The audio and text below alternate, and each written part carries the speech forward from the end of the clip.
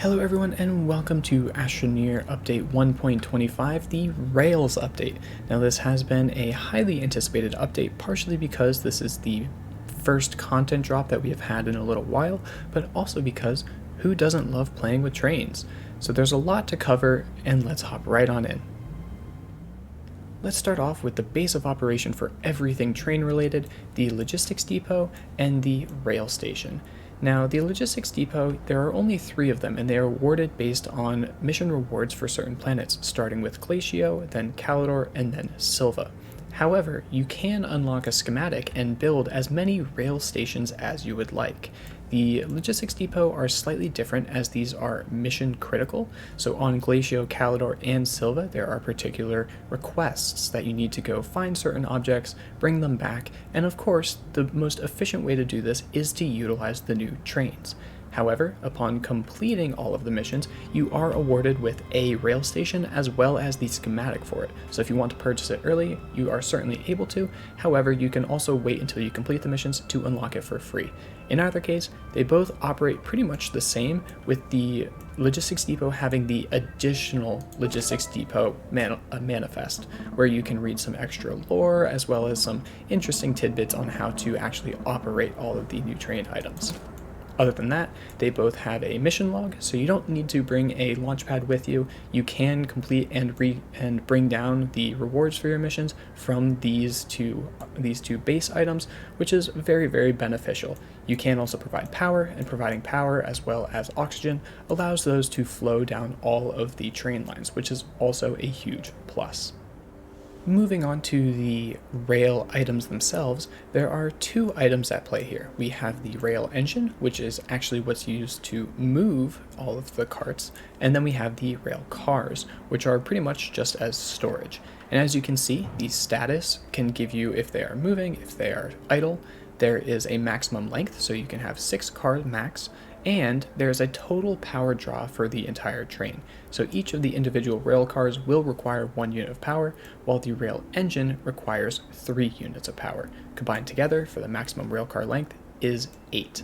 However, you can, instead of the last car, you can place another rail engine on the other side to be able to drive it in both directions. However, from the driver's seat, you can move forwards or backwards, so I personally have yet to see a benefit of swapping out a rail car for an extra rail engine. This just offers you more space and more maneuverability for storing items or bringing things back from long exploration missions. Now, building these railway tracks is extremely easy. There are a lot of tools at play to make them the most efficient as possible. For example, the railway posts are the standard item that you get quite a bit of as you complete the missions. They effectively act as extenders, where you have a railway that gets connected to them and then gets connected to another port on the other side.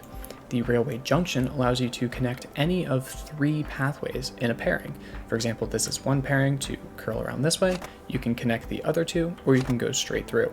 And these are very easily controlled by the cable pin nodes that we have on the inside of this track, on this track right here, as well as on the outside of the straightaway path. And you can very simply hook up a button or a switch of some kind and allow them to oscillate between the most favorable path that you want. Very easy to control and very useful in building tracks that can route in multiple directions.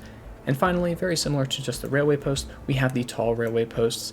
These are just a little bit heightened so that you can route things a little bit more easily. For example, if you want to drive underneath or if you want other pathways to cross, this just makes it a lot easier to follow. The railway posts do have collision, so you cannot run through them. However, the actual pathway themselves do not have collision, so you can jump through all the paths as much as possible. That's pretty easy to do. And on top of that, each of the individual rail posts allow you to call the nearest car to it. So this has been very, very beneficial for as I'm spelunking down in a cave.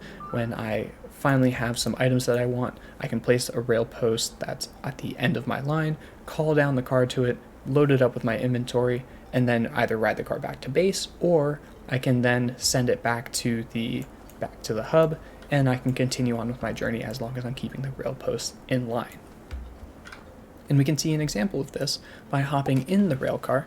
We can again start moving, we can slow down, we can go backwards, And this is again showing why I don't personally think there's a benefit to having two rail engines on it, because as you move, you can slow down and then you can stop and go back the other direction, and the speed seems roughly comparable. So as I mentioned, the logistics depot is primarily used for the missions, and you can see that there's this extra little building on the side that takes in the mission items that you find on the individual planets, and then this is like a little reward drop-off area. The railway station, however, has storage nodes, and this is because the railway station is more intended for the uses of automation. For example, you can have thumpers out in the distance, bring resources back with the train, cause it to take off all the resources or otherwise unload them, and then send the train back on its way. And you can do that by placing any items on these cable pin areas, or attaching cable pins to start the train, or using using storage is full or storage is empty sensors to pretty much do any automation that you would like. So in my opinion, this update really allows a lot of cool things to happen. Playing through these missions were super fun. I really enjoyed doing these missions. Also because these rail tracks very much start acting as roller coasters, because they start going all twisty and curvy. You can maximize the distance pretty easily, but they're very fun to play with. I'm a little bit worried about how good these are going to be in the late game, because you can set up some automation, but you might have to constantly switch things around. But I'm optimistic. I think these are a very welcome addition to the game. The missions are super fun to do, and there is an LTE that releases with this event, once again about getting certain items that are based on automation production, like nanocarbon alloy, aluminum alloy, and the like.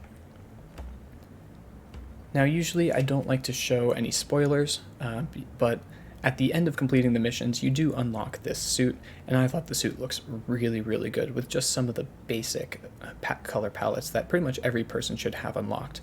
So I really wanted to show it off because I think it's really fun. There's an absolutely amazing emote, that's the train whistle. So here we can see a nice little choo-choo going on, and hopefully that incentivizes you to go through all the missions, because getting these two cosmetics, the suit as well as the emote, are really cool. And I don't want to share all of the spoilers, including some of the lore and what some of the missions require and some of the special items that are rewards in the missions, but you will not be disappointed. And hopefully I'll have a little bit more words for automating some of these trains as a more of an in-depth guide of how they can function and how they can operate, and some special things that you can do with them, as well as a little bit of a guide to the LTE, because I always like to put out videos for those as well.